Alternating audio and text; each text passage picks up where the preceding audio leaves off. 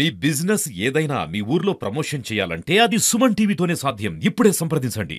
దేశానికి నిదర్శనం అనడానికి సాక్ష్యంగా రెండో చెప్తున్నా నేను. స్వాతంత్రం వచ్చిన కాంచి దాదాపు 52 చీఫ్ జస్టిస్ ఇప్పటి వరకు ఎవరు తీసుకోలేని నిర్ణయం ఆయన ఒకటి తీసుకున్నాడు. నంబర్ 1, సుప్రీంకోర్టులో ఎస్సీలకు బీసీలకు రిజర్వేషన్లు లేవు. సుప్రీంకోర్టులో ఎస్సీలకు బీసీలకు రిజర్వేషన్లు లేవు సుప్రీంకోర్టు పరిధిలో పనిచేసే ఉద్యోగాలు. కానీ చీఫ్ జస్టిస్ అయిన 48 గంటల్లోనే గౌరవ గవాయ్ గారు ఎస్సీ బీసీలకు రిజర్వేషన్లు వర్తింపజేస్తూ ఆదేశాలు జారీ చేశారు. ఇది కంటగింపుగా మారి దళితుడికి ప్రోటోకాల్ వర్తింపజేయమని చెప్పి వాళ్ళ రాష్ట్రం చెప్పింది. ఇక్కడనోమో ఎస్సీ బీసీలకు ఎక్కడ లేని రిజర్వేషన్లు ఇక్కడ ఇచ్చిందని చెప్పి కులద్వేషానికి దారితీసింది. ఇక ఆయన మాట్లాడిన దాన్ని ఆధారం చేసుకొని ఈ దాడికి పాల్పడడం జరిగింది. ఇక్కడ ఒక బిడ్డగా చెప్తున్నా, ఒక సోదరుడిగా చెప్తున్నా, కేసులు విచారణ జరుగుతున్న సమయంలో పదే కోర్టు పరిధిలో లేని అంశాల మీద లాయర్లు గట్టిగా మాట్లాడుతున్నప్పుడు లాయర్లను మందలించిన సంఘటనలు, వివిధ సందర్భాల్లో గట్టిగా హెచ్చరికన్న సందర్భాలను లాయర్లను కోర్టు పరిధి నుంచి బయటకు పంపించిన సందర్భాలు కూడా ఉన్నాయి. ఎగ్జాంపుల్, ఈ ఖజురహో కేసు వెంటనే సుప్రీంకోర్టు పరిధి కాదు, అది పురాతత్వ శాఖ పరిధిలో తేల్చుకోవాల్సిన అంశం. ఆయన మీరు ఇక్కడనే తేల్చాలి అన్నీ పదే కోర్టు టైంను వృధా చేస్తున్నప్పుడు, మీరు కోర్టు టైం వృధా చేస్తున్నారు, ఇది ఇక్కడ తేల్చాల్సింది కాదు పురాతత్వ శాఖది అన్నప్పుడు ఆయన పదే విసుకొస్తున్నప్పుడు ఇక ఇక్కడ తేల్చే అంశం కాదు, ఇక మీ దేవుని అక్కడ ఆ దేవుణ్ణి ప్రార్థించండి అని అండి. మేము చేసేది ఏం లేదని చెప్పడం జరిగింది.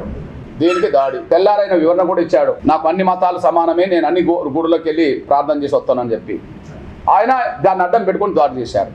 కానీ ఇంతకుముందు అదే సుప్రీంకోర్టులో అయోధ్య కేసు విచారణ జరుగుతున్నప్పుడు రాముడు అయోధ్యలోనే పుట్టిండని ఆధారం ఏంటని అన్నాడు. రాముడు అంటేనే అయోధ్య మన అందరికీ తెలుసు. రాముడు పేరింటనే మనకు అయోధ్య కనిపిస్తుంది. కానీ సుప్రీంకోర్టు జస్టిస్కి తెలియదా రాముడు అయోధ్యలోనే పుట్టిండని? కానీ అయోధ్యలోనే పుట్టిండని ఆధారం ఏందో తెమ్మని అన్నాడు. రాముడు పుట్టిన స్థలానికి దైవత్వాన్ని ఎందుకు ఆపాదిస్తున్నారని మాట్లాడిండు. అప్పుడు ఏం జరగలే. రాముడు వంశం రఘువంశం కదా, రఘువంశం సంబంధించిన వాళ్ళు ఇప్పుడు కేసు పెట్టిండా, వాళ్ళు ఎవరు ఎక్కడైనా అడిగింది. కొన్ని సందర్భాల్లో ఆ రాజు అట్లా మాట్లాడింది. అయినా వాళ్ళ మీద దాడి జరగలే. శబరిమల కేసులో మహిళలకు చోటు లేదు ప్రార్థన చేసుకోవడానికి. కానీ సుప్రీంకోర్టు పరిధిలో, రాజ్యాంగం పరిధిలో మహిళల పట్ల ఎక్కడ వివక్ష ఉండద్దని చెప్పి సుప్రీంకోర్టు పరిధిలో మహిళలకు పోయే స్వేచ్ఛ ఇచ్చింది. ఇవాళ మనకు రాష్ట్రపతి కూడా పోయి వచ్చింది కదా మొన్న. మరి విశ్వాసం ఏం చెప్తుంది? మహిళలకు చోటు లేని చెప్పింది. రాజ్యాంగం ఏం చెప్పింది? ఎవరికైనా వివక్ష ఉండకూడదని చెప్పేసింది. ఏం దాడి జరగలేదే. ఇంకొక తీవ్రమైన ఒక విశ్వాసం మీద కూడా ఒక సుప్రీంకోర్టు జడ్జి ఒక మాట మాట్లాడిండు. రాధాకృష్ణుల సంబంధాల మీద చాలా అవమానకరమైన భాషతో మాట్లాడిన సందర్భాలు కూడా ఉన్నాయి. ఆ రోజు ఎవరు జరగలేదే. టీవీలో వస్తుంది, అన్ని బయటకు వస్తున్నాయి కదా. రాధాకృష్ణ సంబంధాలను ఒక గొప్ప ప్రేమ సంబంధాలుగా చూస్తారు కదా వ్యవస్థ. కానీ దాన్ని ఇంకొక సంబంధంగా చూడాలని చెప్పి జడ్జి మాట్లాడిండు. ఎవరు దాడి చేయలేదే. దాని మీద దాడి జరిగింది. కానీ ఇంతకుముందు జరిగిన దాని మీద ఎక్కడ జరగలేదు. ఇక్కడ అంటే రాజ్యాంగాన్ని పరిరక్షిస్తున్నది న్యాయ వ్యవస్థే. ఉదాహరణకు చట్టసభల్లో రాజ్యాంగ వ్యతిరేక నిర్ణయాలు జరిగినాయి అనుకోండి, ఎవరు సమీక్షించాలి? కార్యనిర్వాహక వర్గంలో తప్పులు జరుగుతున్నాయి అనుకోండి, ఎవరు సరి చేయాలి? న్యాయ వ్యవస్థ కదా. అందుకనే రాజ్యాంగ నిర్మాతలు న్యాయ వ్యవస్థను ప్రజాస్వామ్యానికి ఒక బలమైన కేంద్రం న్యాయ వ్యవస్థ అని చెప్పడం జరిగింది. ఎగ్జాంపుల్ చెప్తున్నాను నేను. మన కేంద్ర ప్రభుత్వం ఎలక్ట్రల్ బాండ్ ఒక చట్టం తీసుకొచ్చింది. అంటే రాజకీయ పార్టీలకు ఎవరు చందాలు ఇచ్చినా వాళ్ళ పేర్లు బయటకు తీసుకురామని చెప్పడం తీసుకొచ్చింది. అంటే చందాలు అనేది చట్టబద్ధంగా ఉండదా? ఇచ్చిన వాళ్ళ పేరు తెలియదా? రహస్యం ఏంటి అని చెప్పి ఆ చట్టాన్ని కొట్టేసింది. చట్టసభలు ఏ నిర్ణయం తీసుకున్నా న్యాయ వ్యవస్థ సమర్థించదని, అది రాజ్యాంగ పరిధిలో, చట్టాల పరిధిలో, ప్రజల హక్కులను పరిరక్షించే పరిధిలో ఉందా లేదా అనే విషయం సమీక్ష చేసేది ఎవరు? న్యాయ వ్యవస్థ కదా. మరి అట్లాంటి న్యాయ వ్యవస్థకు అధిపతిగా ఉండబడే ప్రధాన న్యాయమూర్తి మీదనే సుప్రీంకోర్టులో దాడి జరిగితే ఇంతవరకు చట్టపరమైన చర్యలు ఏ వ్యవస్థ తీసుకోలే. మొదటి వ్యవస్థ వెంటనే చర్య చేపట్టాల్సింది వెంటనే న్యాయ వ్యవస్థ. సుప్రీంకోర్టులో జరిగింది, సిజే గారిని జరిగింది. న్యాయ వ్యవస్థ చర్య తీసుకోవాలి. ఏం చేయాలా? వెంటనే అతని మీద సుమోటో కేసు నమోదు చేయాలి. వెంటనే ఇది కోర్టు ధిక్కార నేరానికి పాల్పడ్డట్టే కదా. కోర్టు ధిక్కార నేరానికి పాల్పడ్డ అతని మీద వెంటనే సుమోటో కేసు నమోదు చేసి విచారణ చేయాలి కదా. 19 రోజులు దాటుతున్నా సుమోటో కేసు నమోదు కావాలి. అక్కడ సీజే స్థానంలో దళితుడు కాకపోతే ఇదే బూటు దాడి ఇంకొక సీజే మీదనో ఇంకో జడ్జి మీదనో దాడి చేస్తే సుమోటో కేసు నమోదు అయ్యేది కాదా? అందుకు సాక్ష్యం కూడా చెప్తున్నా. వారం రోజుల క్రితం ఒక సంఘటన జార్ఖండ్లో జరిగింది. జార్ఖండ్లో హైకోర్టులో జడ్జీలు ఒక కేసు విచారణ చేస్తున్న సమయంలో జడ్జికి లాయర్కు మధ్యలో వాగ్వివాదం జరిగింది. మీ న్యాయవ్యవస్థ చేయబట్టే దేశం తగలబడుతుందని చెప్పి ఒక జడ్జి మీద అనవసరమైన ఒక మాట మాట్లాడింది. లాయర్ జడ్జి మధ్యలో సీరియస్గా వాగ్వివాదం జరిగింది. వారం రోజుల క్రితం జరిగిన సంఘటన. లాయరు అండ్ జడ్జి మధ్యలో వాగ్వివాదం జరిగిన కేసును అంటే న్యాయవ్యవస్థను అవమానిస్తావా అని చెప్పి సుమోటో కేసు పడ్డది కదా. నేనంటున్నా ఒక హైకోర్టు జడ్జితో లాయరు వాగ్వివాదం చేసినందుకే సుమోటో కేసు పెట్టారు కదా. అక్కడ న్యాయమూర్తులందరూ ఒక నిర్ణయం తీసుకొని హైకోర్టు ధర్మాసనం ఒక నిర్ణయం తీసుకొని వెంటనే సుమోటో కేసు నమోదు చేయించింది. నేనంటున్నా ఒక జడ్జితో గట్టిగా వాగ్వివాదం చేసినందుకే సుమోటో కేసు నమోదైంది ఇక్కడ హైకోర్టులో. కానీ సుప్రీంకోర్టు చీఫ్ జస్టిస్ మీద బూటుతో దాడి చేస్తే ఇంతవరకు సుమోటో కేసు నమోదు కాదు. అంటే మనం అర్థం చేసుకోవచ్చు ఆ స్థానంలో దళితుడు కాకపోతే ఇంకెవరున్నా సుమోటో కేసు నమోదయ్యాయి. దీన్ని బట్టి స్పష్టంగా అర్థమైంది సీజే గారి మీద జరిగిన దాడిని న్యాయవ్యవస్థ కూడా ఇంతవరకు సీరియస్గా తీసుకోకపోవడం చాలా బాధాకరమైన అంశం. ఒకవైపు న్యాయవ్యవస్థ మీద దాడి జరిగింది అంటున్నప్పుడు న్యాయవ్యవస్థకు అధిపతి ఉండబడే సీజే మీద దాడి జరిగితే సుమోటో కేసు ఎందుకు నమోదు కావాలి? నంబర్ 1. 2, ఇక్కడ ఇంకొక వ్యవస్థ దేశంలో మౌనంగా ఉన్నది, మానవ హక్కుల కమిషన్. మానవ హక్కుల కమిషన్కు ఈ వార్త తెలియలేదా? మానవ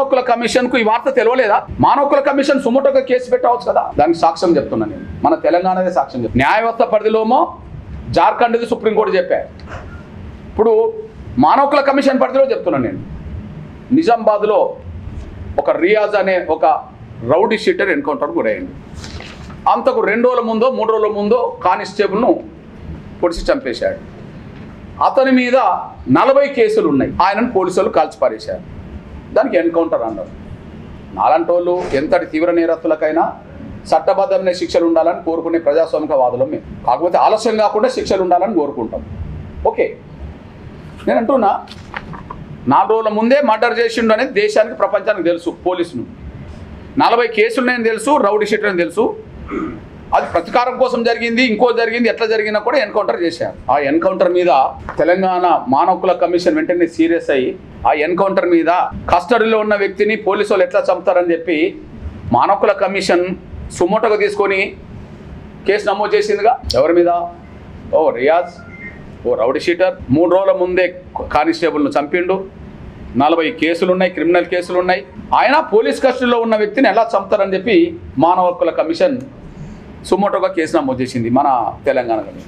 నేనంటున్నాను మరి కాదు, ప్రపంచానికి మొత్తానికి సుప్రీంకోర్టు సీజే మీద దాడి జరిగిన వార్తలన్నీ ప్రపంచానికి తెలిసింది కదా. భారత ప్రధానమంత్రి ఖండించిండు, ప్రతిపక్షం ఖండించింది, వామపక్షం ఉంటుంది, దేశం ఖండించింది. మేధావులందరూ రాజ్యాంగం మీద, న్యాయవ్యవస్థ మీద, దళితుల మీద జరిగిన దాడిగా ఇది చూడాల్సి వస్తుందని చెప్పి మేధావులందరూ రాశారు కదా. ఎందుకు జాతీయ మానవ హక్కుల కమిషన్ మౌనంగా ఉన్నది? ఎందుకు జాతీయ మానవ హక్కుల కమిషన్ ఎందుకు సుమోటో కేసు నమోదు చేయలేదు? అంటే రెండో వ్యవస్థ కూడా మౌనంగా ఉన్నట్టే కదా. హైకోర్టులో వాగ్వివాదం జరిగితే ఒక లాయర్ మీద సుమోటో కేసు పడుతుంది. సుప్రీంకోర్టు చీఫ్ జస్టిస్ మీద బూటుతో దాడి చేస్తే సుమోటో కేసు లేదు. రౌడీ షీటర్ ఎన్కౌంటర్ అవుతే తెలంగాణ మానవ హక్కుల కమిషన్ సుమోటో కేసు నమోదు చేస్తుంది. ఓకే, సీజే మీద దాడి జరిగితే, బూటుతో దాడి జరిగితే జాతీయ మానవ హక్కుల కమిషన్ సుమోటో కేసు తీసుకోదు. వ్యవస్థలన్నీ ఎందుకు విఫలమవుతున్నాయి? ఇక్కడ దళితుడు కాబట్టినే కదా ఈ వ్యవస్థలు మౌనంగా ఉన్నాయి. మూడోది ఎవరు తీసుకోవాలి కేసు?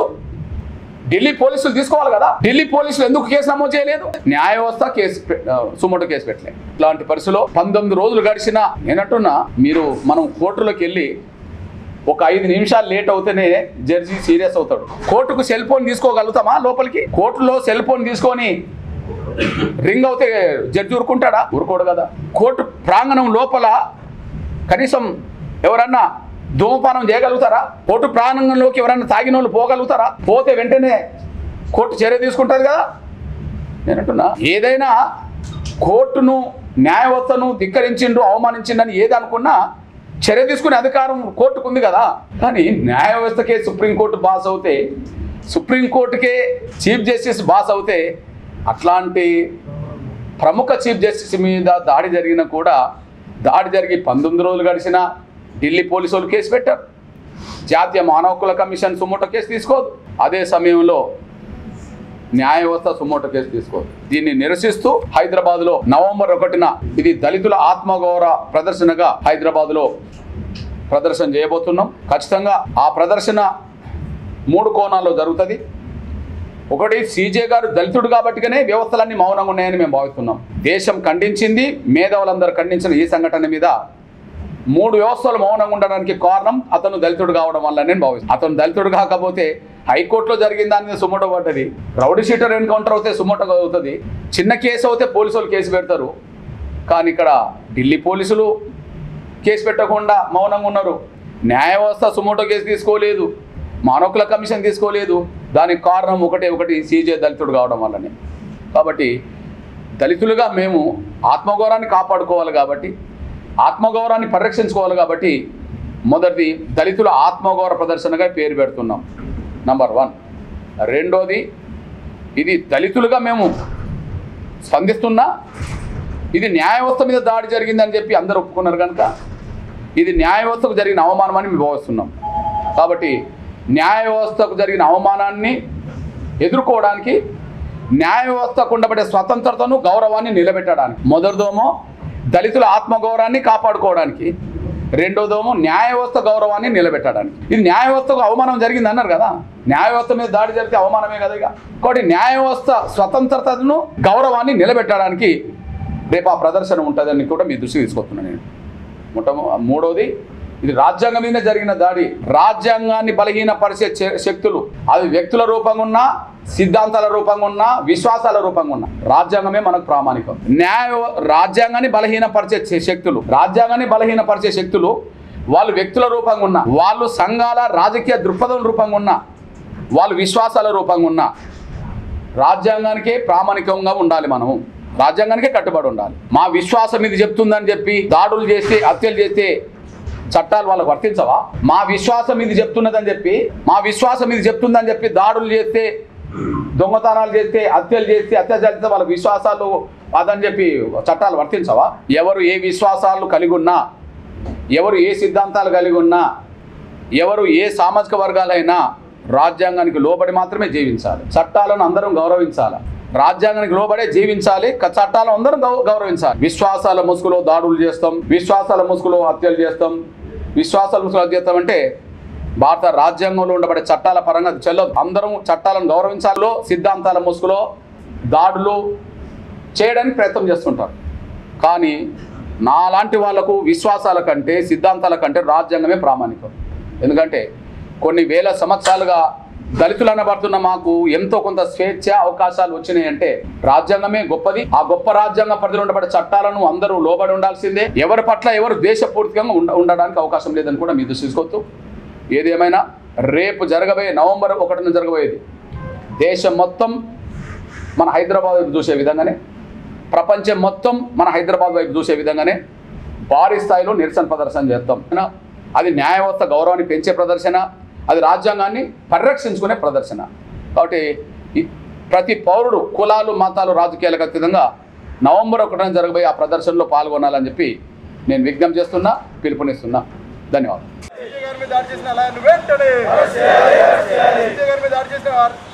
వెంటనే